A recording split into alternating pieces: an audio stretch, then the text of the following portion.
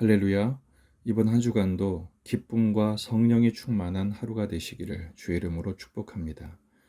6월 1일 오늘 우리에게 주신 하나님의 말씀은 마가복음 1장 9절에서 11절입니다. 그때 예수께서 갈릴리 나사렛으로부터 와서 요단강에서 요한에게 세례를 받으시고 곧 물에서 올라오실새 하늘이 갈라짐과 성령이 비둘기같이 자기에게 내려오심을 보시더니 하늘로부터 소리가 나기를 너는 내 사랑하는 아들이라 내가 너를 기뻐하노라 하시니라. 아멘. 본문에 게시된 주님은 어떤 분이신가? 인간에게 세례를 받으신 하나님이십니다. 이제 마가복음은 본격적으로 예수님의 공생애를 다루기 전에 두 가지의 사건을 기술하고 있습니다. 하나는 오늘 본문처럼 세례를 받으시는 예수님, 그리고 12절, 13절은 시험을 받으시는 예수님을 소개하고 있죠. 예수님은 오늘 세례 요한에게 세례를 받고 계십니다. 이 세례 요한의 세례는 4절에 있는 것처럼 죄사함을 받게 하는 회개의 세례였습니다. 하지만 예수님은 죄사함이 필요 없으신 분이십니다. 회개할 이유도 없으신 분이십니다. 왜냐하면 예수님은 죄가 없으시기 때문입니다. 그래서 마태복음 3장 14절에서는 요한이 만류를 하죠. 내가 당신에게서 세례를 받아야 할 터인데 당신이 내게로 오시나이까. 그러자 예수님께서 뭐라고 대답하십니까? 예수께서 대답하여 이르시되 이제 허락하라. 우리가 이와 같이 하여 모든 의를 이루는 것이 합당하니라. 그러자 요한이 허락을 하게 됩니다. 하나님의 아들이신 예수님이 인간에게 세례를 받으셔야 했던 이유는 모든 의를 이루시기 위함이죠. 이 모든 의가 뭘까요? 하나님이신 예수님이 죄인이 되시는 것입니다. 자기 죄 때문이 아니라 자기 백성을 그 자기 백성들의 죄에서 구원하시기 위해서 친히 죄인의 자리로 내려오신 것입니다. 그래서 인간의 모든 죄짐을 다 짊어지시게 하시는 하나님의 의를 이루시기 위함이지요. 언약 백성들을 구원하시기 위한, 자기 백성을 중보하시기 위한 왕이신 예수님께서 제사장으로서 대신 그 죄짐을 짊어지시는 장면입니다. 그래서 요한복음 1장 29절에서는 요한이 이렇게 선포를 하죠. 이튿날 요한이 예수께서 자기에게 나오심을 보고 이르되 보라 세상 죄를 지고 가는 하나님의 어린 양이로다. 그래서 예수님이 세례받으시는 이 장면은 정말로 놀라운 하나님의 사랑의 선포입니다. 신학적으로는 오늘 본문을 메시아의 즉위식, 왕의 대관식이라고 표제를 붙이기도 합니다.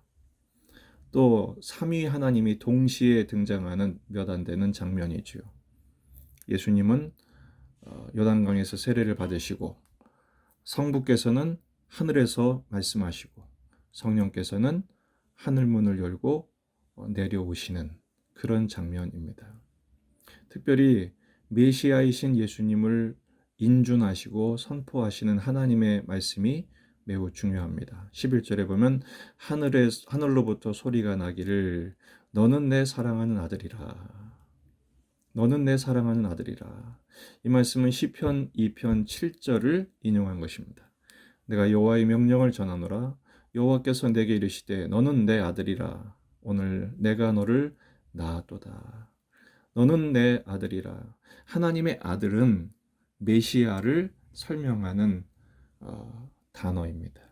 다시 말해서 예수님은 하나님의 아들이심과 동시에 온 세계를 정복하고 통치하시는 왕이심을 선포하고 있죠.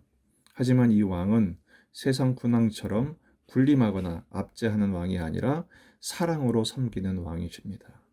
그래서 11절 하반절에 내가 너를 기뻐하노라 이렇게 또 선포하고 있습니다. 이 말씀은 이사야 42장 1절을 인용한 것입니다. 내가 붙든 나의 종 내 마음에 기뻐하는 자 곧 내가 택한 사람을 보라. 내가 나의 영을 그에게 주었은즉 그가 이방의 정의를 베풀리라. 성부께서 성자를 기뻐하신 이유가 뭡니까? 고난당하시고 죽으시는 종으로 섬기시는 메시아의 사역을 기뻐하셨기 때문입니다. 예수님이 메시아로 즉위하신 이유는 힘과 권력으로 백성들을 압제하는 것이 아니라 당신이 죽어주심으로 당신의 백성들을 살리시려는 사랑의 왕으로 오신 것이죠. 이것을 인준하고 보증하는 놀라운 장면이 나타납니다. 바로 10절이죠. 곧 물에서 올라오실새 하늘이 갈라짐과 성령이 비둘기같이 자기에게 내려오심을 보시더니, 하늘이 갈라졌다는 말과 성령이 비둘기같이 내려오셨다는 말은 바로 하나님의 임재의, 성령님의 임재에 대한 표현입니다. 나중에 이 장면은 예수님이 십자가에서 운명하시는 순간 성전의 휘장이 갈라지는 것으로 성취되죠. 바로 진노의 세례를 완성하신 것입니다. 이런 성령님의 강림은 이전에 세례 요한이 베풀었던 세례에서는 결코 일어나지 않았던 일입니다. 이것은 인간에게 세례를 받으시되 성부께서 성자를 바로 메시아로 선포하시며, 또 이런 성자의 공적인 사역에 대한 성령님의 보증하심의 위대한 순간이었던 것입니다. 또 이런 성령님의 오심은 나중에 성도들에게 부어주실 성령님을 예고하고 있습니다.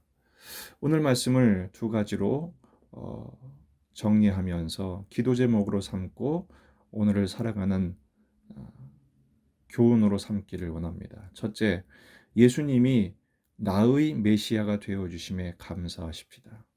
내 인생의 왕은 오직 예수님밖에 없음을 확신하는 믿음을 주옵소서 기도하십시다. 이 말은 무슨 말입니까? 다른 존재, 다른 어떤 것도 의지하지 않고 오직 진정한 메시아이신 그리스도이신 예수님만 신뢰하고 의지하고 의뢰하겠다는 고백입니다. 나의 메시아이신 예수님께서, 나를 위해 대신 죽어주신 참 왕이신 예수님께서 오늘도 우리를 통치하실 것입니다. 왕이신 나의 하나님, 나를 다스리시옵소서. 그리고 하나님의 은혜와 평강으로 나를 채워주시옵소서. 그렇게 간구하고 엎드릴 때 참 왕이신 하나님께서 오늘 우리의 삶을, 6월 1일이죠. 이번 한 달의 삶을 책임져 주실 줄로 믿습니다. 두 번째는 우리도 성령을 부으사 하나님이 기뻐하시는 자녀가 되었음을 확신하는 믿음을 주옵소서. 성령이 강림하신 이유는 참 아드님이신 성부를, 성자를 성부께서 시키신 대로 순종하는 모습에 대한 하나님의 인정이죠. 다시 말해서 성자 예수님은 성부 하나님을 기쁘시게 하기 위하여 그 구원의 역사에 순종하셨습니다. 참 아드님이신 예수님께서 이렇게 성부를 기쁘시게 하는 모범은 우리들에게도 큰 교훈이 됩니다. 우리도 예수님을 믿어 하나님의 자녀가 되었음을 감사한다면 우리 역시 성부 하나님을, 우리 아버지를 기쁘시게 하는 삶을 살아야 되겠죠. 두려움과 의무감에 의해서가 아니라 하나님 아버지를 사랑함으로 성자 예수님처럼 성부 하나님의 뜻에 순종하는 자녀가 되기로 결단하는 것입니다. 내 뜻대로가 아니라 아버지 뜻대로 하옵소서라는 것이죠. 오늘도 수많은 선택과 결정의 순간이 올 것입니다. 그때마다 하나님 아버지께 묻기를 원합니다. 내 뜻대로 마옵시고 아버지의 뜻대로 되기를 원하나이다. 그때 하나님께서, 비록 우리는 예수님과 같은 메시아는 아니지만 하나님께 이런 말씀을 들을 수 있을 것입니다. 너는 내 사랑하는 아들이라. 내가 너를 기뻐하노라. 우리는 하나님께서 사랑하시는 하나님의 자녀임을 믿습니다. 그리고 우리를 기뻐하십니다. 하나님이 기뻐하시는, 아버지께서 기뻐하시는 자녀답게 하나님 아버지의 명예를 위하여 성령의 인도하심을 따라 예수님의 본을 받아서 오늘 하루도 주의 말씀에 순종하며 주께 영광 돌리며 성령 충만한 또 주님이 주시는 기쁨 충만한 복된 하루가 되시기를 주의 이름으로 축복합니다.